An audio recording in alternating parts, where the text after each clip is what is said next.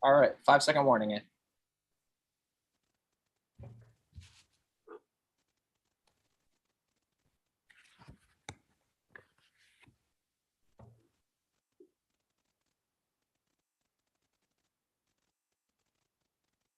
Go ahead. Okay, welcome back to our first Explorers Club Monday night lecture of the fall 2021 season. I hope everybody enjoyed their summer break, stayed healthy, and were able to get back out into the field. At this point, we're still going to be virtual, but we're looking forward to a time when we can all be back together again at headquarters. I miss you all. For those of that who know me, know that I really do mean that. And sincerely thank you for being so loyal and tuning in to watch all of our programs. Tonight, we have a very special presentation that I've been wanting to bring to you for years. I've always been fascinated by St. Catherine's Monastery and the history behind it. I hope you enjoy this evening's program, which will be live from here in the US, Vienna, and from the monastery itself in the Sinai Desert, where it's 7 hours later. To introduce the evening, please meet a member of the lecture committee who specializes in anthropology of religion, Dr. Dina Weibel. Dina Weibel. Take it away, Dina. Hi, thank you, Anne. I appreciate that. We're very excited about this presentation tonight with our three speakers. So I'm going to give some quick information about the three of them, starting with Michael Phelps. And he's the founding director of the Early Manuscripts Electronic Library, known as EMEL. And it's a nonprofit organization that uses digital technologies to recover, preserve, and provide access to cultural heritage, especially ancient and medieval manuscripts, like we'll be learning about tonight. From 2011 to 2016, he directed the Sinai Palimpsests project and used spectral imaging to recover erased text from palimpsests in the monastery library. And he's also led projects to use spectral imaging to recover erased or obscured writing on manuscripts at the Vatican Library, the Austrian National Library, Cambridge University Library, the Ambrosiana Library, the Museum of the Bible, and the Berlin State Library. And next, I want to introduce Damian Kasotakis. He's the director of imaging for the Early Manuscripts Electronic Library, EMEL, that we mentioned, and a PhD candidate awaiting his defense date. So I know some of you have been in that situation. I have. It's super fun. He has worked on many projects around the globe, including the Sinai Palimpsests project, spectrally imaging manuscripts, processing spectral data, and training the use of spectral imaging systems. And our first speaker tonight is Father Justin, who is speaking to us from Sinai, from the monastery. He was born in Texas, later lived in Boston. He's been a member of St. Catherine's Monastery since 1996, so 25 years. He photographed manuscripts with the monastery's first high-resolution digital camera and was subsequently elected librarian by the community. The digital photography projects that have followed have made use of the latest technology in support of this ancient library, and this has been made possible by the talented and dedicated people who've worked on these projects. And Father Justin wanted to share that they welcome the opportunity to share their story with the members of the Explorers Club. So Father Justin is going to start. He's going to be talking about the significance of St. Catherine's Library, which is the oldest continually inhabited monastery in the world. So thank you for being here, Father Justin, and you may start your presentation. Thank you for this opportunity to speak about the heritage of Sinai and its significance for our own day. If we travel to the highest mountains of the Sinai Peninsula, we will cross vast expanses of sand and gravel, and then make our way through narrow, winding valleys, the mountains around us growing higher and higher. At last, we come to a fortress with granite cliffs rising precipitously on either side. The walls are made of great blocks of hewn granite, and they are 60 feet high. They enclose what looks like a small city, built at many different levels and at many different time periods. It is a surprising sight to find such a fortress here in the middle of the desert. But then we see a Greek inscription set over the entrance. It reads, "The sacred monastery of Mount Sinai, where God spake to Moses, was raised from its foundations by Justinian humble emperor of the Romans, for an everlasting memorial of himself and of his wife Theodora, completed after the 30th year of his reign. The 30th year of the reign of the Emperor Justinian would have been in 557. Our initial surprise turns to wonder as we realize that this fortress has been standing here for 1,464 years. The Sinai Monastery is a piece of late antiquity that has reached us remarkably intact. Passing through the gate, we descend the steps that lead to the basilica.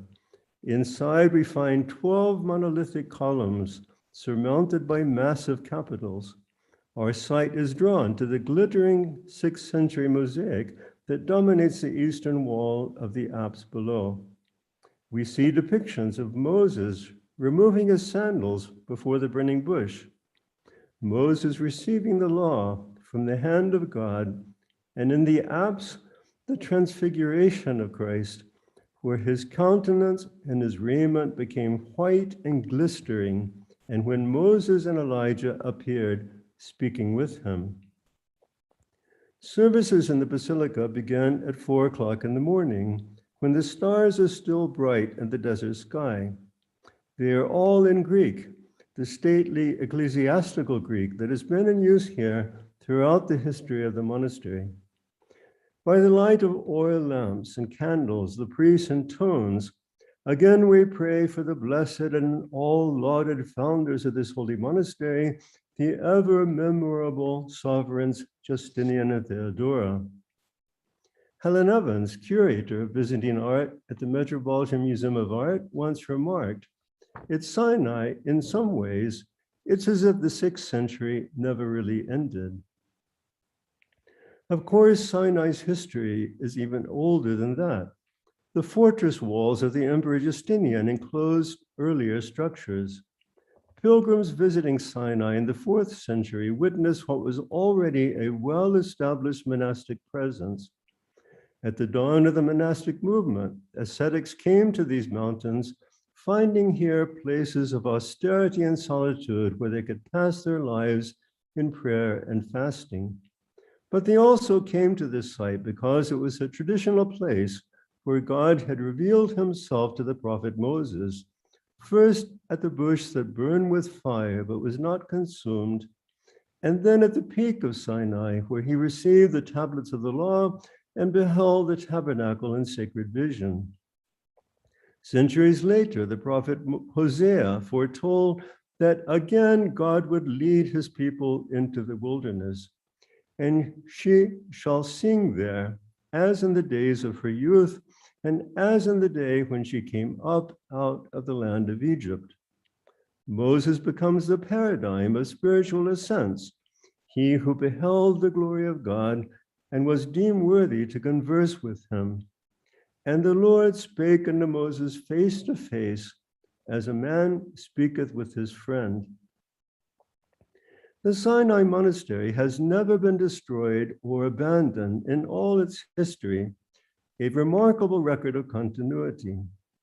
The library has accumulated over the centuries is a treasure, reflecting the long and varied history of the monastery.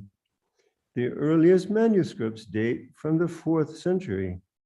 The greatest number are in Greek, followed by manuscripts in Arabic, Syriac, Georgian, and Slavonic. The community has always been predominantly Greek, but Sinai has also been the goal of pilgrims from the whole of Christendom. The library contains some 3,300 manuscripts, in addition to the archives and a collection known as the New Finds, recovered from the Tower of St. George in 1975. Subjects range from copies of the scriptures to service books, the writings of the church fathers, and books of collective spiritual wisdom to guide and inspire the monks in their dedication. But the library also contains manuscripts of classical Greek texts, for classical Greek remains the pinnacle of the Greek language. It also contains medical texts, historical accounts, and travel accounts. Here are 3 notable examples. Sinai Greek II is a 10th century manuscript of Genesis, Exodus, and Leviticus. The text of the scriptures has been written in large letters in the middle of the page, leaving generous margins. These are filled with commentary drawn from the writings of 24 authors, beginning with Josephus and Philo, who lived in the 1st century. The commentary also includes variant readings from translations of the Hebrew scriptures made by Aquila, Theodotion, and Symmachus as alternatives to the Septuagint. Greek 417 is a 10th century manuscript of the Ladder of Divine Ascent, the most important book to have been written at Sinai. The author, St. John Climacus, lived in the late 6th and early 7th centuries. Folio 13 recto has a medallion portrait of the saint. The surrounding border has cornucopias sprouting green leaves with almond forms adorned with rings of pearls. Some of the ornaments of this manuscript find their best parallels in the art of Constantinople, while others recall Islamic art, such as the mosaics of the Dome of the Rock in Jerusalem. This suggests that the manuscript was created at a place where these various cultural traditions converged, possibly at Sinai itself. Cosmas Indicoplastes was a Greek merchant who made several trips to India and Ceylon in the 6th century. He later became a monk in East Syria. He wrote his book on topography between 547 and 549 to give details about the countries he had visited and to explain the history and operation of the cosmos. He mentions the Christians of India who live in the area where pepper grows. There are 3 illuminated manuscripts of the Christian topography at Florence, Rome, and Sinai. The illustrations are similar in all 3 and are thought to derive from drawings in the original manuscript. The Sinai manuscript dates from the early 11th century. Folio 202 verso shows a seal, a dolphin, and a turtle. To the left, a man harvests peppers, an important export from India, even in the 6th century. What are we doing to care for these manuscripts? In 2017, we completed the renovation of the library building. All of the library was put into storage, and the structure was stripped back to its concrete core. It was reinforced and then built out again. The result is a beautiful setting for the preservation of these important volumes, and they are now in a more stable and protected environment. We are in the process of enclosing some 2,200 manuscripts and important early printed books in archival steel cases. These will give the fragile volumes the protection they need while maintaining their historical integrity. We are grateful to the St. Catherine Foundation for their support of these projects. The Sinai Monastery was a center of scribal activity, but the remoteness of the site meant that it was often impossible to obtain a supply of fresh parchment.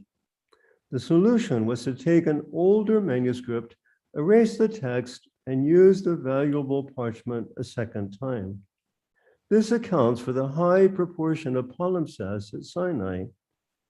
A number of these underlying texts were known from the 19th century, identified from words and phrases that protrude into the margins.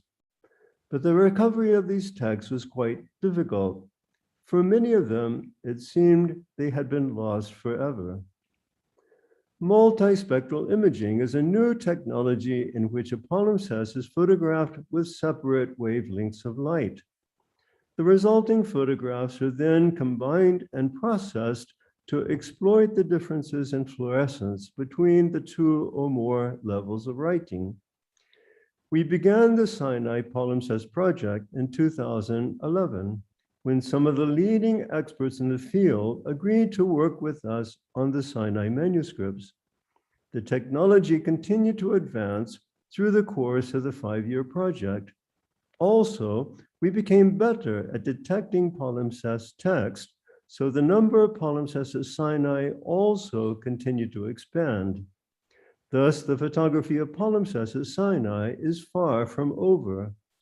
But the results of the Sinai Palimpsest project are startling. 6,800 pages photographed from 74 manuscripts, revealing 284 erased texts in 10 languages. We are grateful to the Arcadia Fund, which generously supported the project.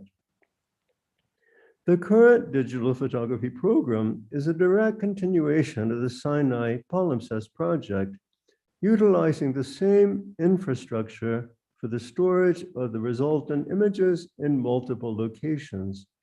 The resources for online access, the program now expanded with the hiring of additional staff and the purchase of additional digital photography workstations. This has been made possible with support from the Amundsen Foundation and the Arcadia Fund, and we are grateful for their support. It is our goal to photograph all the manuscripts of the Sinai Library, but this is best done in increments. The photography of the Syriac and Arabic manuscripts seemed an ambitious but achievable starting point. There is an increasing awareness among scholars in the field of Byzantine studies that you cannot do justice to the history of that time without taking into account the Syriac and Arabic speaking worlds. Our project coincides with this expanded interest, and we are confident that it will do much to promote this development.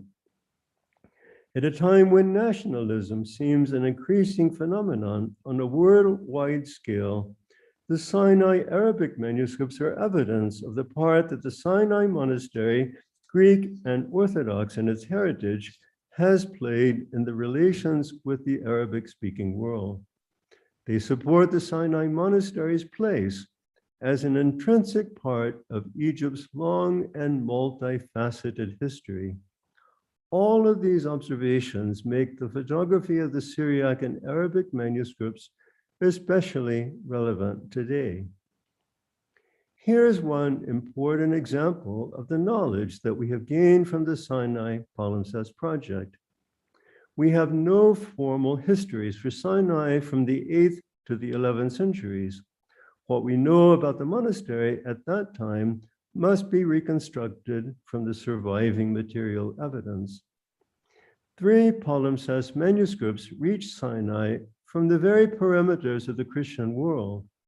Sinai Georgian New Finds 13 is a manuscript with various ascetical and hagiographical texts written by a scribe named Michael in the 10th or 11th century. The underlying text of some of the folia is in Caucasian Albanian, an ancient language once spoken in the Caucasus to the east of Georgia, in what is today Azerbaijan. Before the recovery of this text, the language had only survived in a few inscriptions carved on stone and in one Armenian manuscript that listed the letters of the alphabet.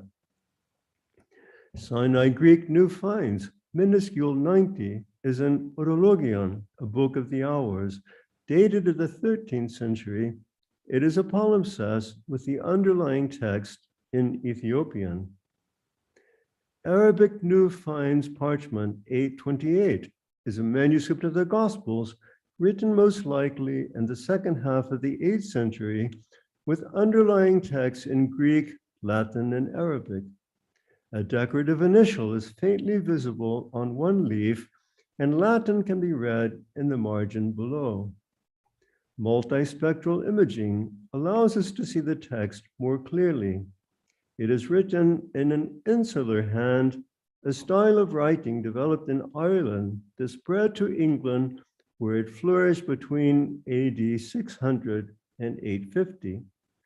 This was the age of Aidan and Cuthbert and Bede, the time of an unusual flowering of monasticism in England. Azerbaijan, Ethiopia, the British Isles, These were the farthest reaches of Christendom in the 8th, 9th, and 10th centuries, a time when traversing vast distances was unimaginably difficult, when scholars have assumed a great deal of insularity. And yet, manuscripts from these remote areas reached Sinai. They show us that monks and pilgrims continued to come to Sinai even at that time, attracted by its austerity, its biblical associations, and its reputation as an established center of monasticism. The Sinai manuscripts still have much to teach us. The digital photography of these manuscripts will allow others to study the text and to appreciate the spiritual heritage that they preserve. Thank you. Thank you very much, Father Justin. That was fascinating. Yes, thank you. I'm sure we're going to get a lot of questions for you, but we're going to continue with the presentations before we get to questions.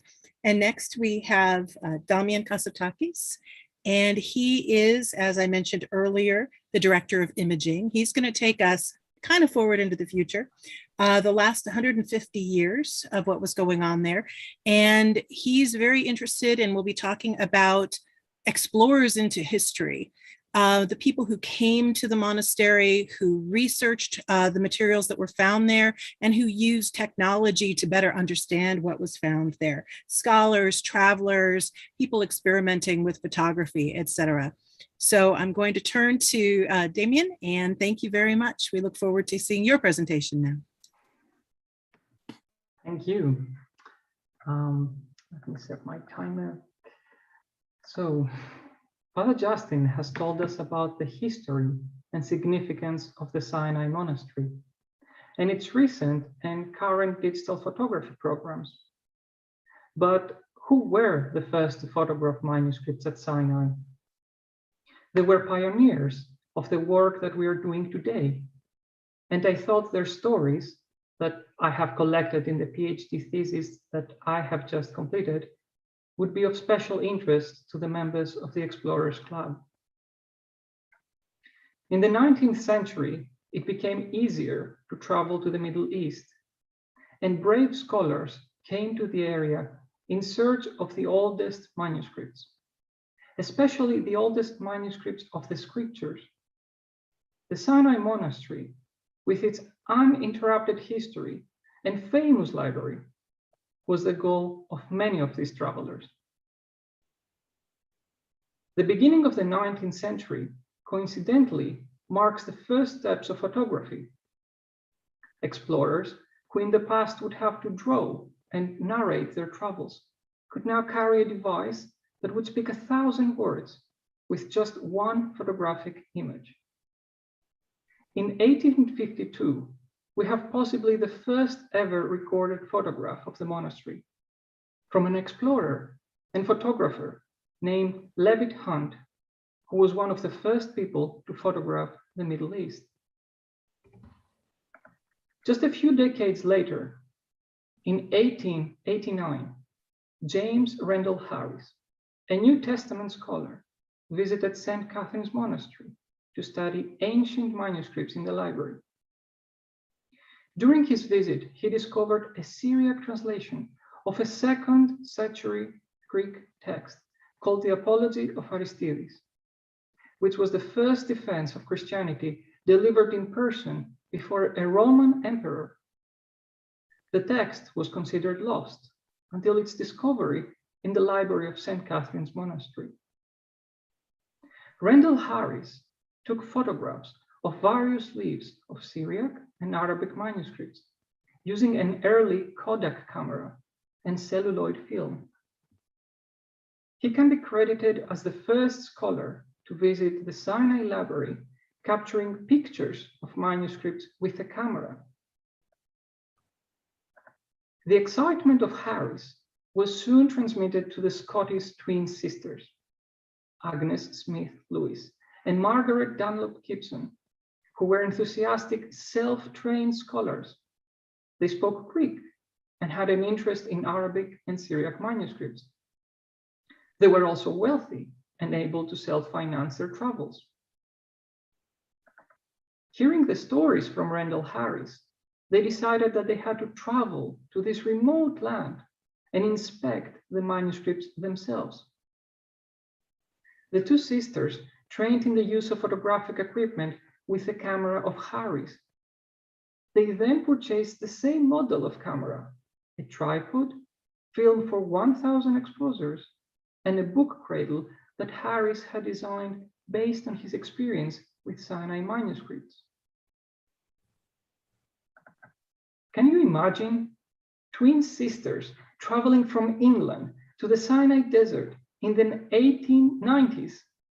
In fact, they made 3 journeys to the Sinai.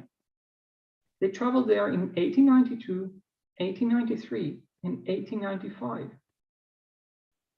Their determination was the driving force for the long trip that included steamed ships and camels, as well as camping in the middle of the desert with their Bedouin guides. The difficulties of their travel all paid off upon arriving to the monastery and gaining access to the mythical Sinai library. Their knowledgeable eyes reviewed manuscript and focused on the ones that they determined to be important, particularly an old Syriac codex. From the outside, the book did not seem important, but with a closer inspection, Agnes Lewis discovered a second layer of writing, almost invisible to the human eye. It could not be. They had heard stories from their fathers talking about erased and rewritten texts, a palimpsest. And I quote, "I had never before seen a palimpsest, but my father had often related to us wonderful stories of how the old monks, when vellum had become scarce and paper was not yet invented, scraped away the writing from the pages of their books and wrote something new on top of it, and how after the lapse of ages, the old ink was revived by the action of common air." End quote. Agnes determined the upper and visible text to include lives of female Christian saints. The erased undertext was a copy of old Syriac Gospels. The object came to be called Cyrus Sinaiticus, or Sinai Syriac 30, one of the most important manuscripts of the monastery's library. Agnes convinced her sister that they had to photograph this manuscript in its entirety. At first, Margaret Gibson was hesitant to expand a third of their film reserves on a single manuscript, but she was finally convinced. They would spend the majority of the supplies on just one manuscript instead of sampling the collection as they had originally planned. The two Scottish sisters were the first to image the manuscript in its entirety, with the purpose to study the images once they were away from the library.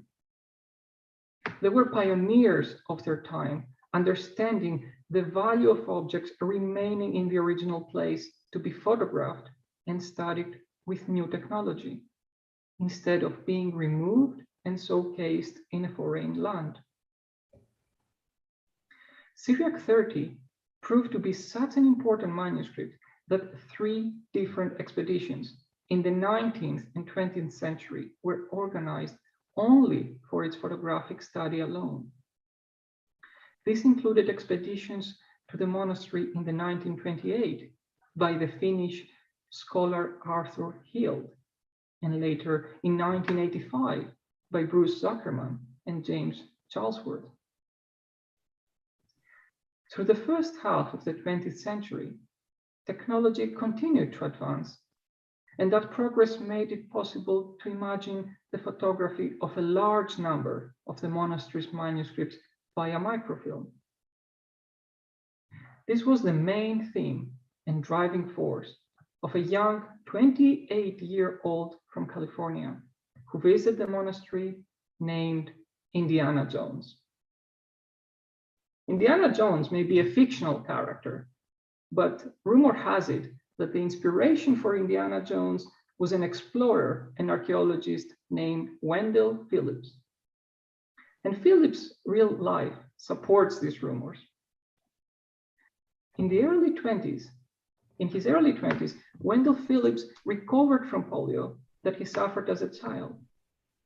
And by 28, he was meeting kings, sultans, patriarchs, and archbishops, charming them all, and always carrying a revolver in his belt.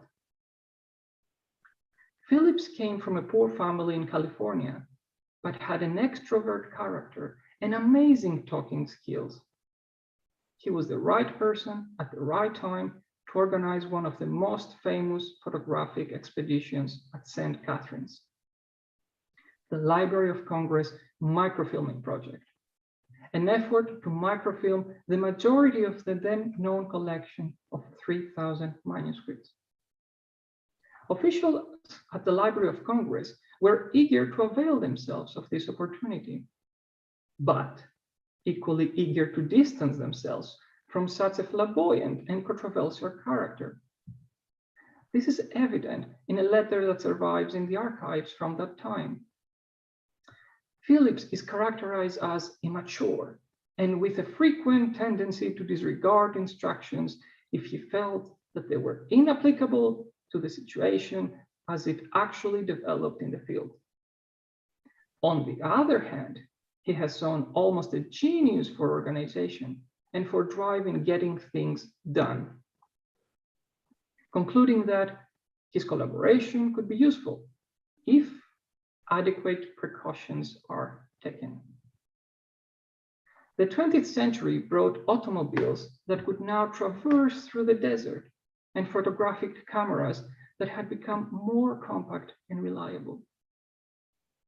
But before the microfilming project could even start, it had to be accepted and approved by the community of Sinai monks. Here enters Phillips.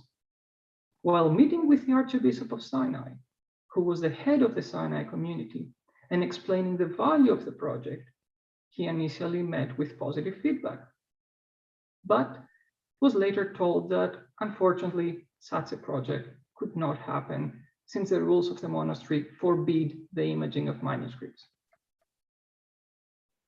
The monks had pleasant memories of scholars like Rendell Harris, Agnes Lewis, and Margaret Gibson, but also had many unpleasant memories of scholars eager to tear apart pages and hide them in their pockets, sometimes even removing the books themselves in order to take a souvenir back home.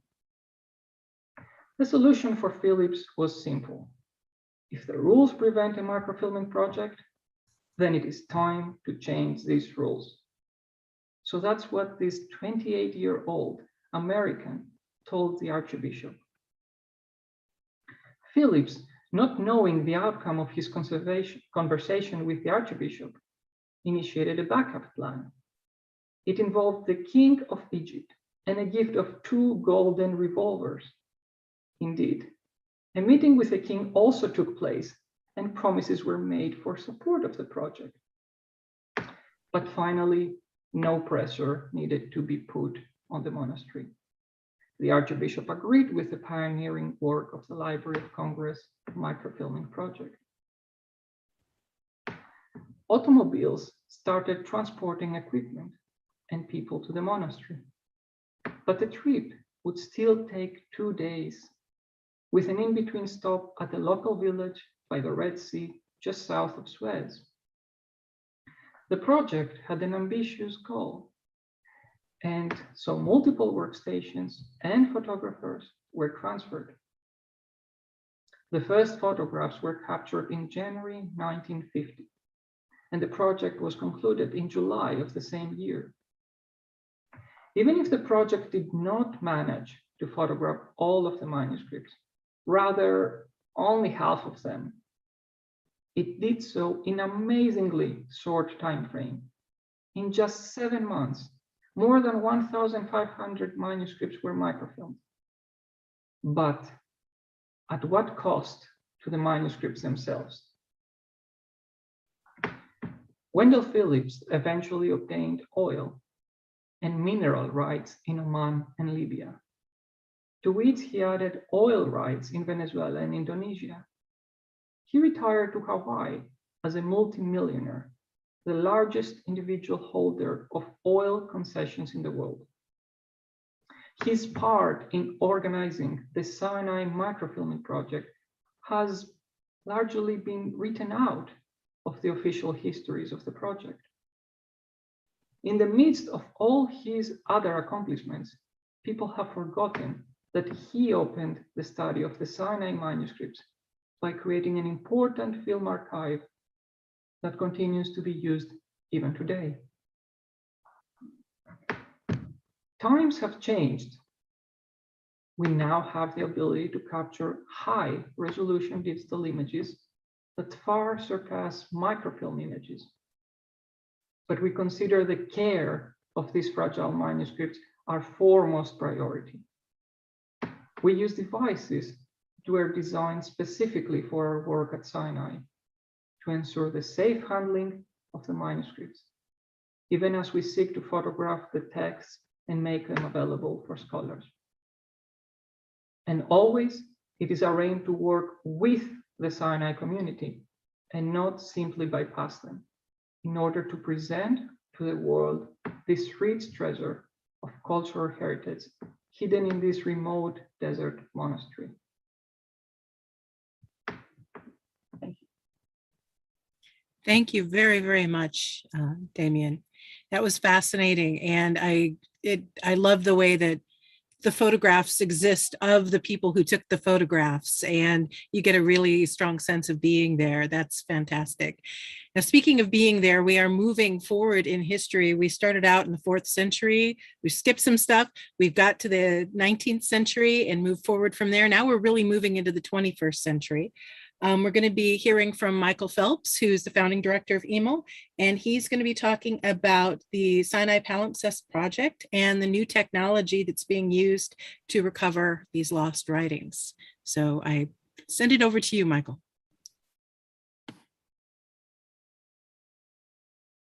Okay, Dina, is my screen shared? Yes, I see it. Okay, perfect.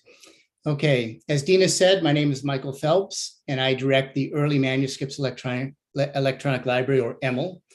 And I'm getting us into the 21st century to discuss the use of advanced scientific imaging technologies to recover the erased layers of these palimpsests that Father Justin and Dami discussed, manuscripts with 2 or 3 layers of writing, because the writing was erased so that the parchment could be recycled to make a new manuscript.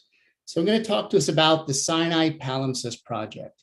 It was a 6-year project from 2011 to 2016 with 3 partners: the Monastery, of course, EML that I direct, and the UCLA Library, which is hosting the results of the project online and presenting them to the wider public on behalf of the monastery. The project was generously funded over 6 years by the Arcadia Fund in London.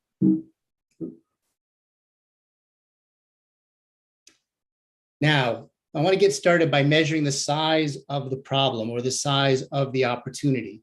When we began the project in 2011, we knew of 110 palimpsests in the monastery library, based on the published literature at the time. Now, 10 years later, we know of 180 palimpsests in the monastery library. And except for a few exceptions, no one has ever searched for palimpsests. Scholars visit the monastery, request certain manuscripts from Father Justin for their studies, and as they work through the manuscripts, they realize this manuscript has pages that are palimpsested. And so the number of palimpsest manuscripts in the monastery continues to increase over time, to the point now we know of approximately 180 palimpsest manuscripts in the library.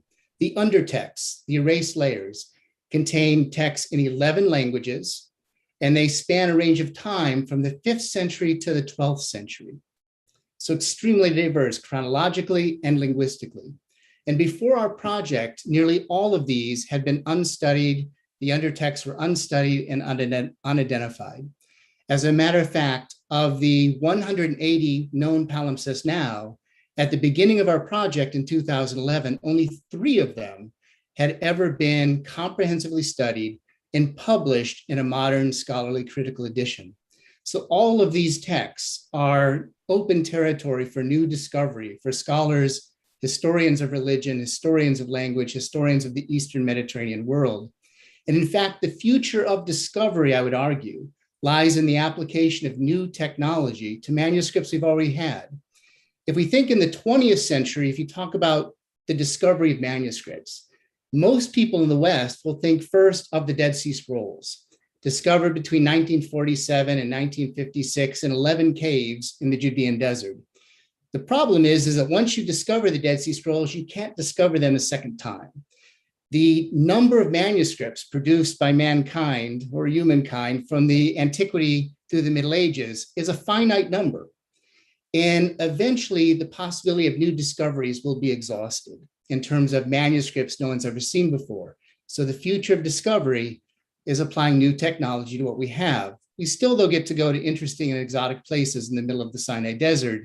And as Damian will tell you, operate advanced scientific instruments that are normally at home in universities.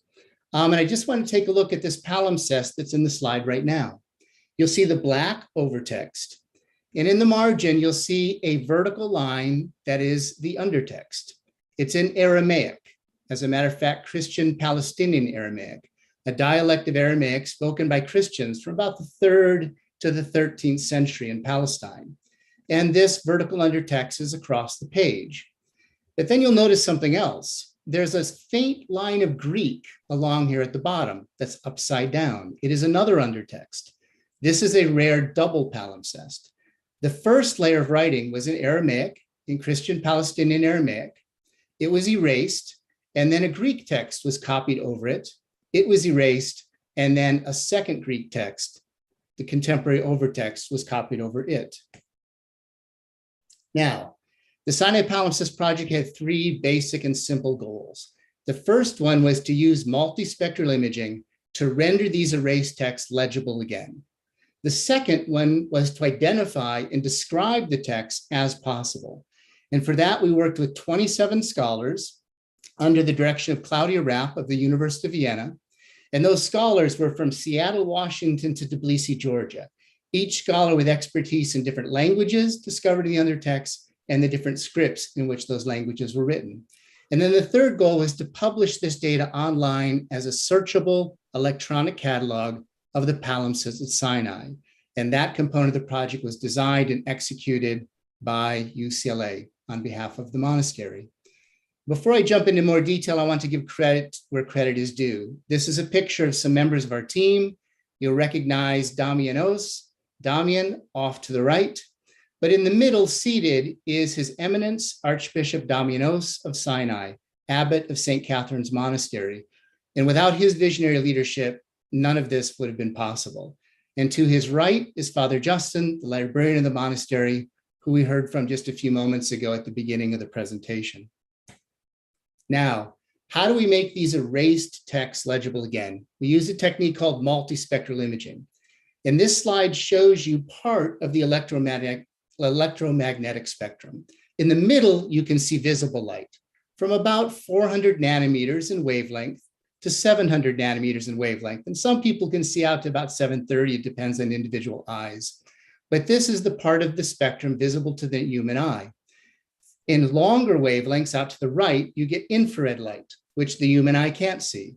And in shorter wavelengths off to the left, you have ultraviolet light, which the human eye also can't see.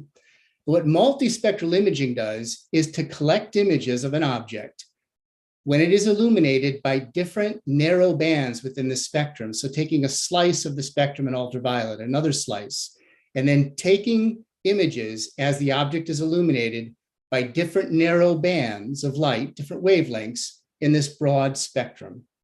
So it works like this. We have our camera up here, sensor lens object, the manuscript down below, and then LED lights that illuminate the manuscript in different wavelengths. So we illuminate the manuscript in ultraviolet, capture a monochrome image. blue, capture an image, green, red, infrared. Now in my animated slide, I only have 5 wavelengths. For the project of Sinai, we used 18 wavelengths with which we illuminated each page of a manuscript. And now we're working with systems that have as many as 30 wavelengths with LEDs illuminating the manuscript. This is the system as installed at the monastery. We have a cradle where the manuscript sat supported in this cradle. We never opened a codex up more than about 120 degrees, never opening it flat. We have our camera, and then up here in the corner of the room, we have our bank of LEDs to illuminate the manuscript with different selected wavelengths. Another bank of LEDs up here out of the image. And then we have diffusers to make sure it's a soft diffuse light on the manuscript. Here's a manuscript that's actually Syriac 30 that our sisters, Agnes Lewis and Margaret Gibson, worked on at the monastery. But this is a page of that manuscript. You see the black overtext, and out of the margins, you can see some of the visible undertext. We photographed the manuscripts in a dark room where the only light is the light supplied by the LEDs illuminating the manuscript with different wavelengths of light. Why? Because we want the camera to collect images reflecting the response of the manuscript to one wavelength or narrow band of light at a time, and not have ambient light in the room giving diverse signal. And here, the manuscript is being illuminated by ultraviolet light, and you can actually see the manuscript is glowing. Just like a t-shirt under a black light or a cotton t-shirt, the manuscript's organic material fluoresces. It glows when illuminated by ultraviolet light. We also had a modality of spectral imaging where we analyzed the spectra within that fluorescence or that glowing of the parchment. But I'm not going into all the modalities of spectral imaging we applied to the manuscripts because that would take another lecture. But I want to mention one more, and that is spectral transmissive illumination. Iron gall ink, most of the manuscripts of Sinai are in iron gall ink, and iron gall ink eats into the parchment over time. You may have seen in the library a 19th century book where ink is eating into the pages. That's probably iron gall ink in the 19th century as well. But as the iron gall ink eats into the page, the parchment is actually getting thinner and thinner and thinner, leaving letter-shaped divots or channels in the parchment. So where the parchment is thinner, you can backlight the page, especially with infrared light, and get a result like that, where the infrared light is shining through the page from the back and illuminating those places where the parchment is thinner. And in this image, you can see the overtext. You can see some black lines of ink. And you can actually see, like right here, some white characters. So the overtext ate a little bit into the parchment too. But the undertext, which had been in the parchment for many more centuries, ate in very thoroughly. And you can see legible text as we shine infrared light through the parchment. This is a detail from that manuscript. The upper image here is as the page, a small detail of the page, appears to the naked eye. This is the same exact region of the page with infrared light shining through it. And this is a processed image produced by Keith Knox, one of the scientists on the project. And if you look at this letter, this is Caucasian Albanian, which Father Justin mentioned. It looks like a Q. That letter's right here. You can just barely see it. Circle, and then there's the downward extender right there. But you would never see that if you were examining the manuscript with your naked eye. You can recognize some of the letters now that you see the spectral data. But amazing the results there. Now we take all of these images captured in reflectance spectral imaging, where we illuminate the manuscript with different wavelengths, light transmitted through the page, spectral components of the fluorescence, the glow of the manuscript, and all of these images can be conceived of as in a stack of images in image cube. And scientists participating in the project would be able to analyze that data statistically to differentiate different components of the palimpsest. The parchment is one component, the overtext is a component, the faint, barely legible undertext is also a component, and therefore try to separate them out and distinguish them. I'm going to back this slide up a little bit. So I want to mention, here is probably the most celebrated palimpsest that we imaged as part of our project. It's Arabic New Finds 8. And the overtext here is a copy of the Christian Gospels in Arabic dated to the late 8th or early 9th century. And Father Justin mentioned this manuscript. And this manuscript is probably the most celebrated that we image because it is a gift that will keep on giving, as I'll demonstrate in a moment. But the undertext here is a 5th or 6th century copy of a previously unknown classical Greek medical text, possibly by the 2nd century physician and surgeon Dauntless. We know the name Dauntless from historical sources, but all of his writings were lost. But we know that he discussed surgical procedures, including the removal of cancerous polyps. In this page in Greek, give you a better image of it, this page discusses the removal of polyps from the nose.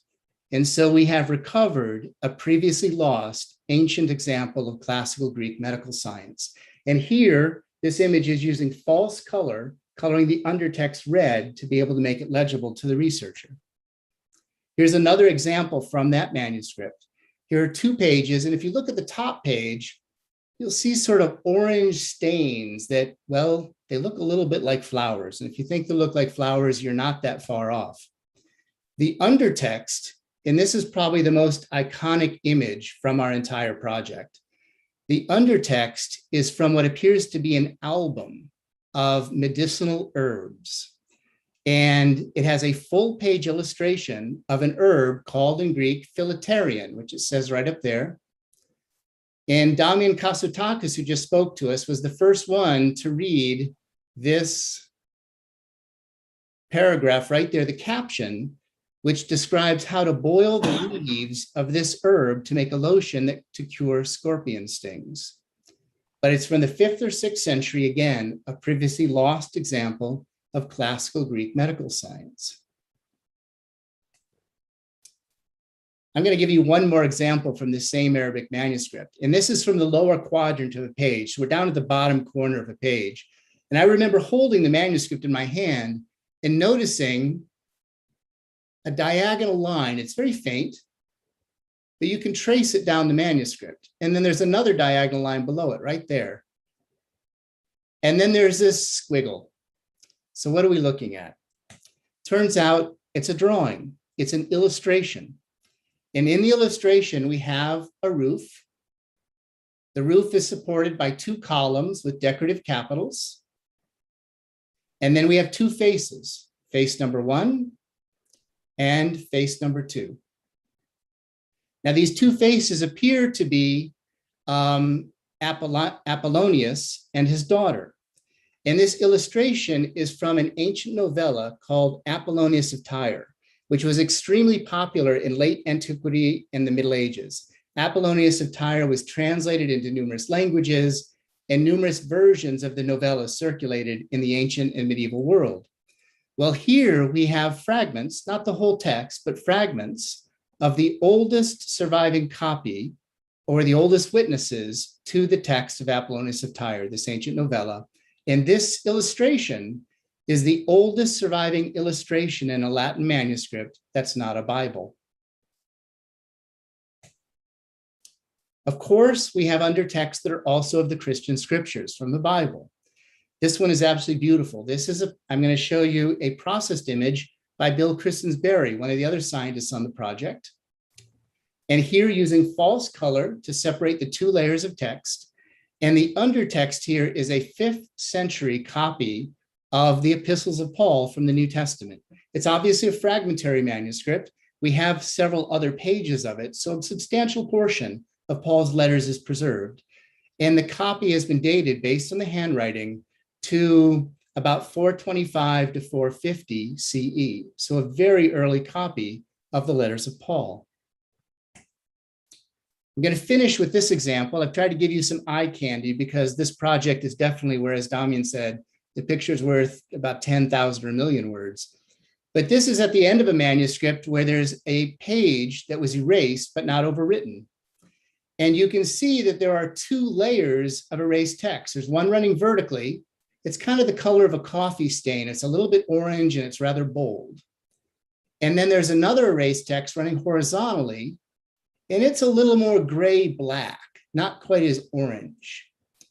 Now, first, And these two images were both done by Roger Easton, another scientist on the project. So here we see that bolder undertext, and it is a Syriac translation of the first epistle of Paul from the New Testament, a 6th century copy. And then here's the other undertext. And Roger was able to separate the two layers of undertext so they don't interfere with each other.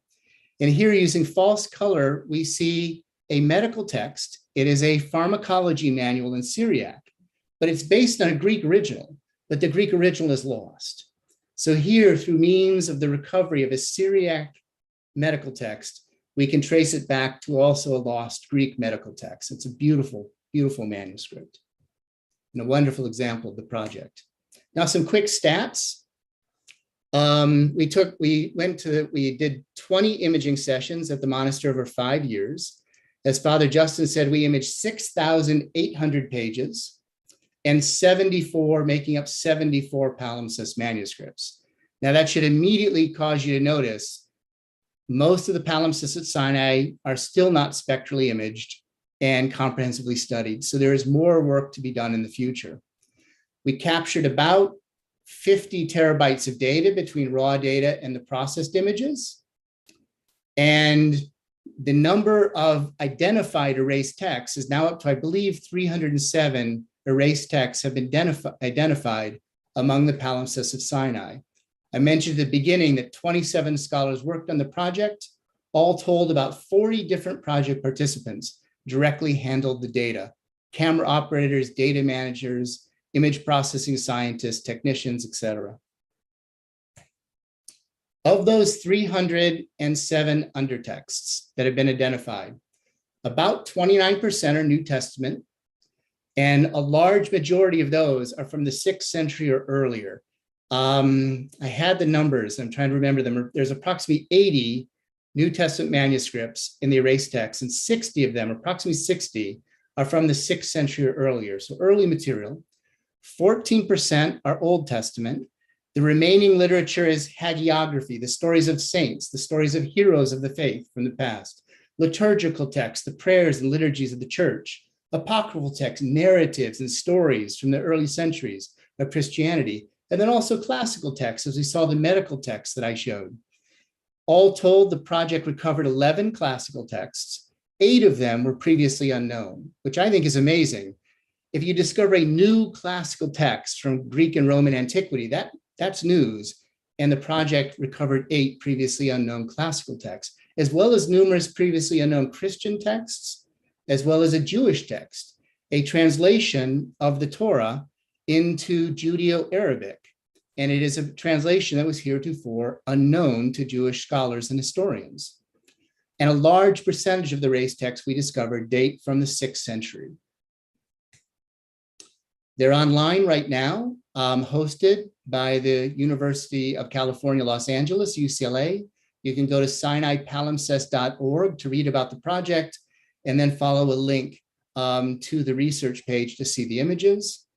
And I'll just give a note to say there were a lot of institutions involved in this project, including UCLA, the University of Vienna, Rochester Institute of Technology, University of Pennsylvania, etc.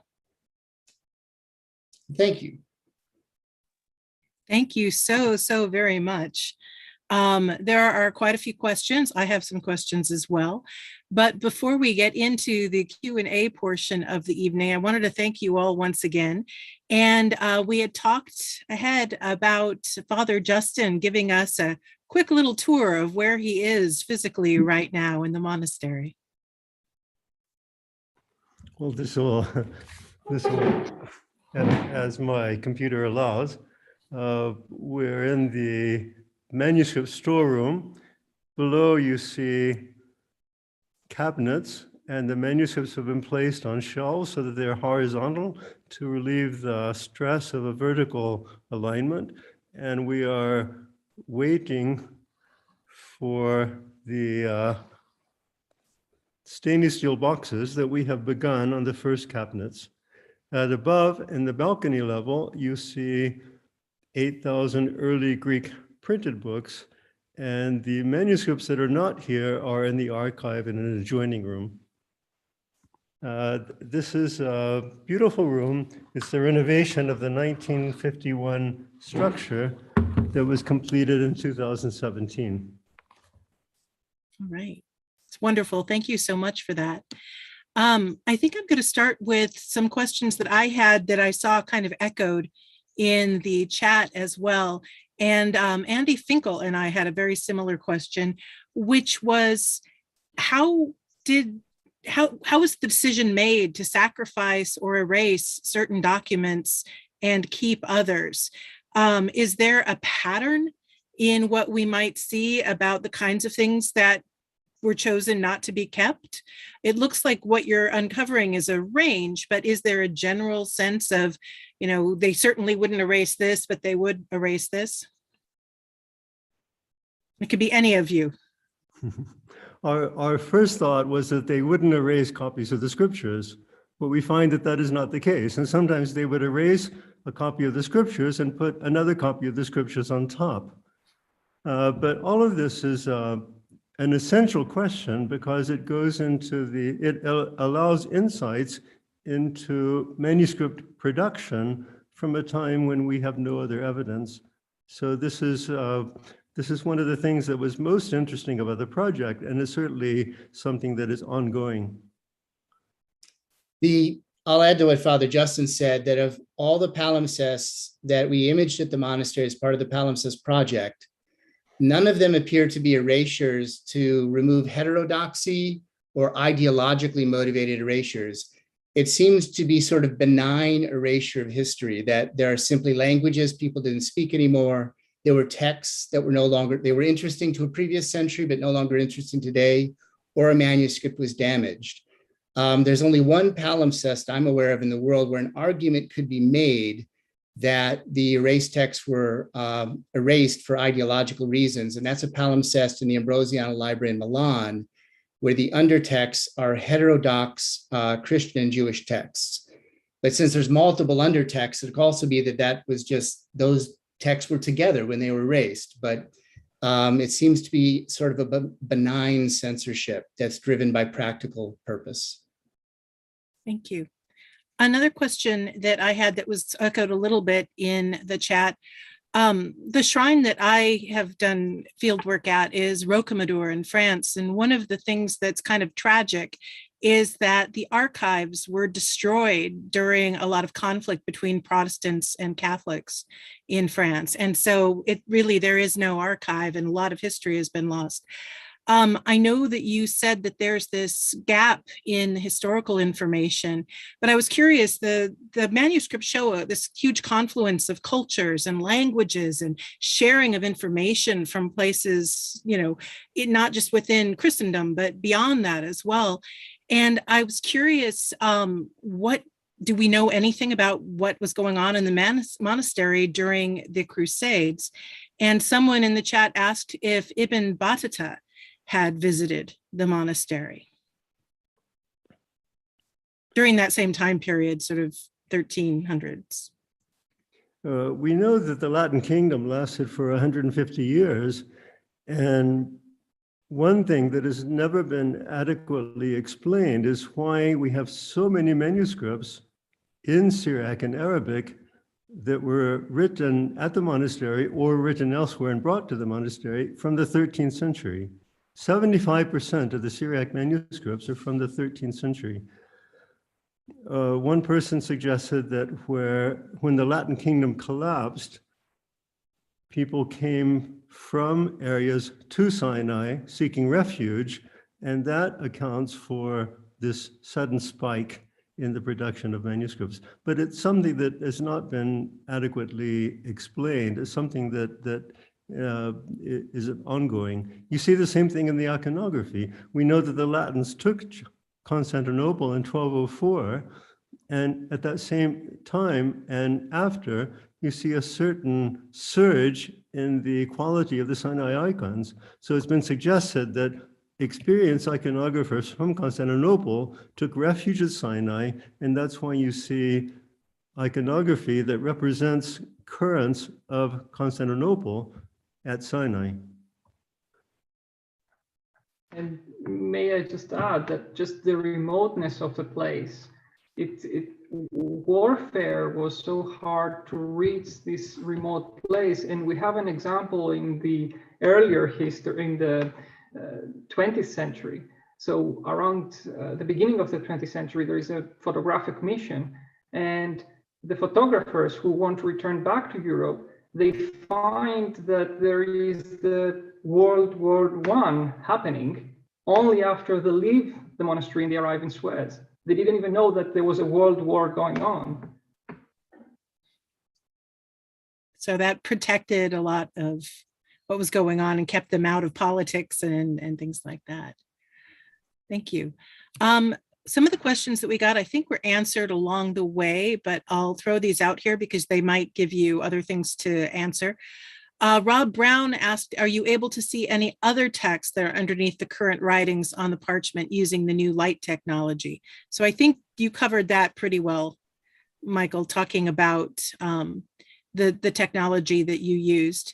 And by the way, Michael, your whole thing kept making me think of NASA, the spectrography being used to determine the composition of planets and stars, and also the false color to see things better. So I thought that was interesting.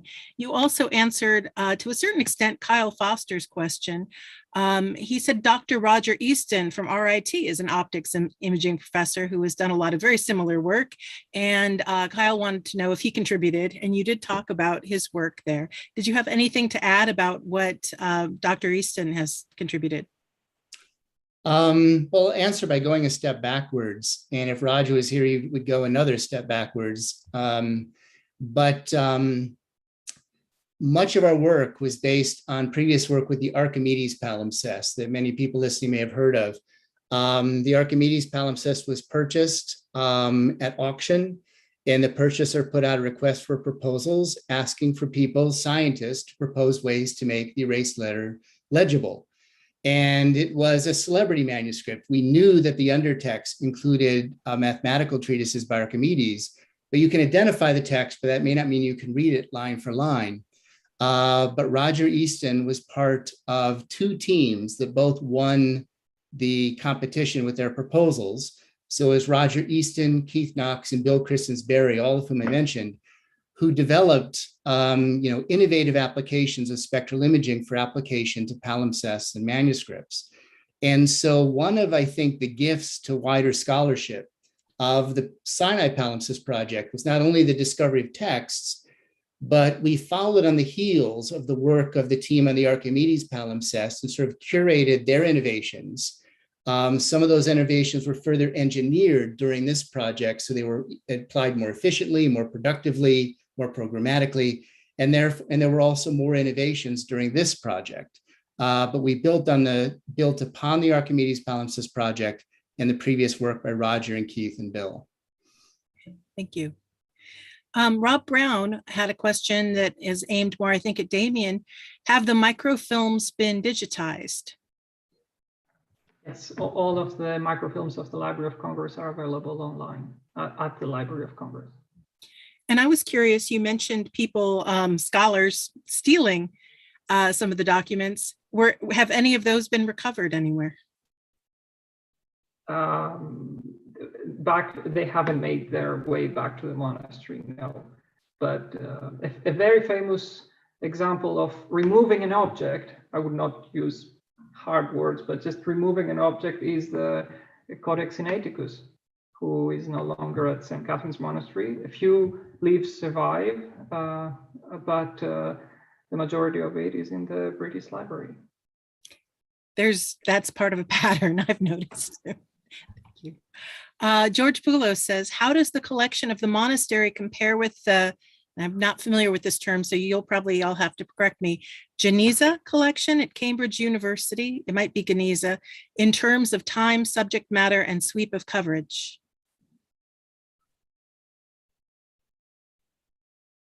That's a really big question.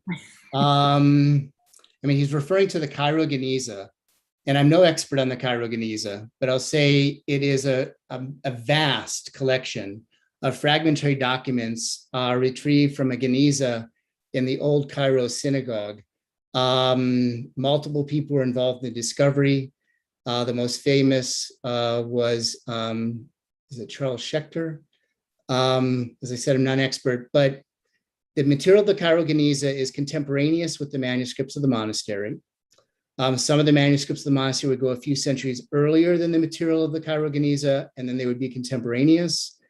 But the Cairo Geniza would be Jewish material, where the Sinai library would be obviously a Christian library. But I'll say one of the things that's interesting about them is both collections contain palimpsests. And the underlayers of the palimpsests of both collections have interesting overlap. I'm not aware of a particular text where part of it is at Sinai and part of it is in the Cairo Geniza, but there are undertexts of palimpsests from the Cairo Geniza that are in Greek, in Georgian, in Christian Palestinian Aramaic. And then at Sinai, you have, of course, I mentioned this Judeo-Arabic translation of the Torah, which was an Arabic Jewish translation of the Torah found in the palimpsests at Sinai. So we may have a market in secondhand palimpsests in the ancient and medieval world, where you could buy, the expensive stuff, or you could buy the cut rate stuff that had been recycled. But when we look at the big picture here, we start to talk about questions like that to say, how did the material of these manuscripts circulate so that there are complex and interesting relationships between the Cairo Geniza and Sinai? Right, thank you. There are a couple questions here from two different people that I would classify as at least bordering on the theological. So I think I may direct these more to Father Justin. Lou Tolman says, a great debate in biblical history and geography is the location of Sodom and Gomorrah. Do the speakers have an opinion on the location and cause? My thing just moved here. The location and cause based on palimpsests or other sources on this matter. And to follow up with that, Alex Cionetti wants to know if the plant inside the monastery is really a descendant of the original burning bush, and are there records of that in the monastery? I'll start with the easier question. One of the earliest surviving Christian pilgrim accounts is written by Egeria, who came to Sinai in 383. She writes, in the valley there's a garden, and in the garden there's a church next to the bush. So the burning bush here at Sinai has been pointed out since the 4th century. Before that, it is by tradition, but there are very few places in Sinai that have water year-long, and this was an ancient oasis. So it's a traditional site where Moses came, found water, met the 7 daughters of Jethro, married Zipporah, and it is at this place that God appeared to him in the burning bush. The botanical name for the bush is Rubus sanctus. Rubus is the bramble family, so it's in the same genus as the blackberry and the raspberry. It's a humble plant, but it's been pointed out here since the 4th century. The goal of many of the travelers in the 19th century especially was to look at the sites of the scriptures and to try to make the correlation between what we're reading in the scriptures and the present sites today, and to try to verify the scriptures, to pin down the information. And this has been very, very fruitful, but it's something that is still ongoing. And certainly the description of the destruction of Sodom and Gomorrah is very powerful, and it's associated with the sites along the Dead Sea. There you find naturally occurring sulfur, and people have collected that from ancient times. So this is just one example of people visiting the area, looking for biblical sites, looking to make this correlation.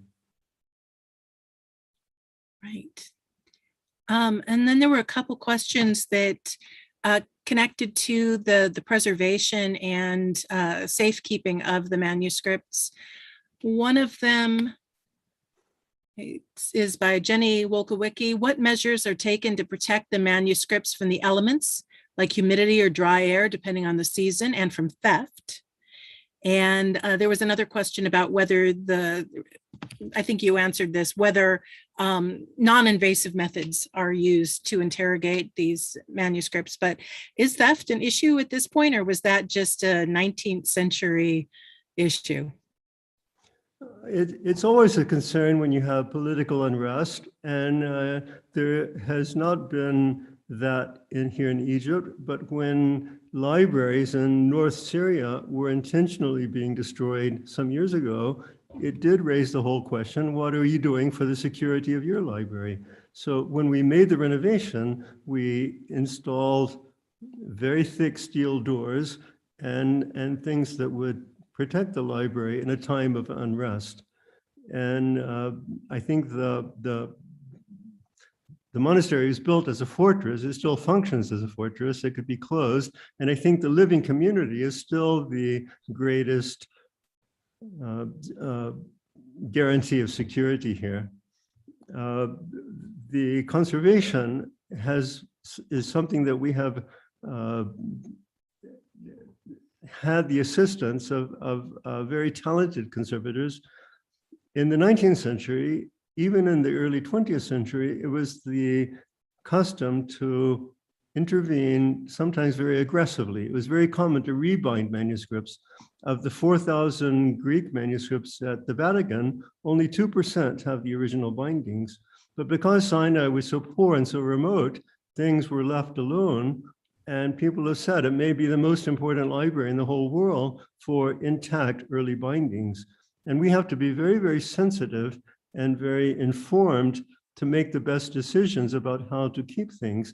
The prevailing concept in conservation today is intervene if it's necessary. If an object is stable, it's better to preserve the historical integrity and keep it like it is. So that is one of the goals that we have.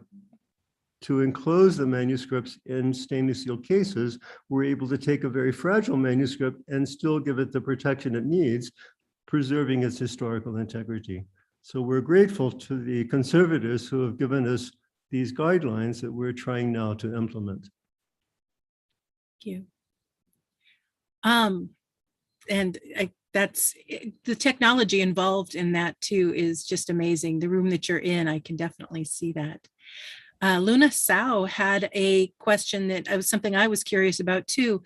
She says, could you tell us a bit about the experts in your project who can read these texts in multiple ancient languages? And she wanted to know, are we in danger of losing this ability to read ancient texts in the future? As I mentioned in my presentation, the project was served by 27 scholars representing all the languages of the erased texts. And under the direction of Claudia Rapp at the University of Vienna. I think I have a positive appraisal. I mean, there's a fear, a concern represented in the question that knowledge is lost over time. And there's no doubt that questions and material and historical sources are lost over time. And as generations of scholars go past, one generation is more interested in sort of higher level questions. The next generation is interested in philology and getting down to the details of the language and the script it's written in. And I think that sort of cycle of scholarship will continue, but I think there's a positive story here. Father Justin mentioned texts in Caucasian Albanian, and that was the image of the transmitted light through the manuscript that I gave. There's a language that was lost. The ancient kingdom of Caucasian Albania in Western Azerbaijan, I'm not a historian of this period, so hopefully I get the details approximately correct, but was destroyed in approximately the 8th century. And all of its libraries, all of its manuscripts were lost. There were only some inscriptions on stone in the language and script of Caucasian Albania that remained. And then one Armenian manuscript that was just a script chart. It just listed the alphabet and gave phonetic equivalents to the alphabet based on other alphabets. But at Sinai in the Palimpsests, we've discovered 2 manuscripts with multiple undertexts in Caucasian Albanian. And based on that script chart from Armenia, several scholars worked together in a collaborative project over a long period to reconstruct a lost language and to be able to read these texts and to restore them. There still is a small community of people in Western Azerbaijan who are a Christian ethnic minority called the Udi that descend from this kingdom. And the scholars actually restored to them their publications, restoring to them, here's the last time your people had your own writing system and had your own translations of the Bible and of Christian literature, and gave it to them. So there's a lot of success stories here to say, let's recover lost voices from the past, whether they're in a lost language or even a language we know, whether they're Christian, Jewish, or pagan authors, to recover these lost voices and incorporate them in our discussion today. Yeah, what a wonderful inspirational story to come to the end of this discussion. I want to thank you all so much for this wonderful talk tonight and the different perspectives all three of you offered. We at the Explorers Club also want to thank the St. Catherine's Foundation, which is going to be putting on additional lectures in October and November. And I know Kevin has got the poster of that. We also wanted to give special thanks to Princess Catherine of Serbia for everything that she's been doing along with the St. Catherine's Foundation and the work that has been done by her, under her guidance as well. So thank you all very much. We've been asked to pass along that if any of our viewers are interested in visiting, and I could see a lot of you in the chat have already visited, but if you are interested in visiting St. Catherine's Monastery, do contact us at the Explorers Club. Apparently there will be some special opportunities if you are able to arrange for that visit. And finally, I just want to remind everyone to tune in for Climate Week next week, and that's going to be starting Monday at 7 p.m. And thank you so much to Father Justin and Damien. We know it's the very late where you are, and we appreciate you staying up to be here live with us. It's been a wonderful evening, gentlemen. Thank you so very much. Thank you.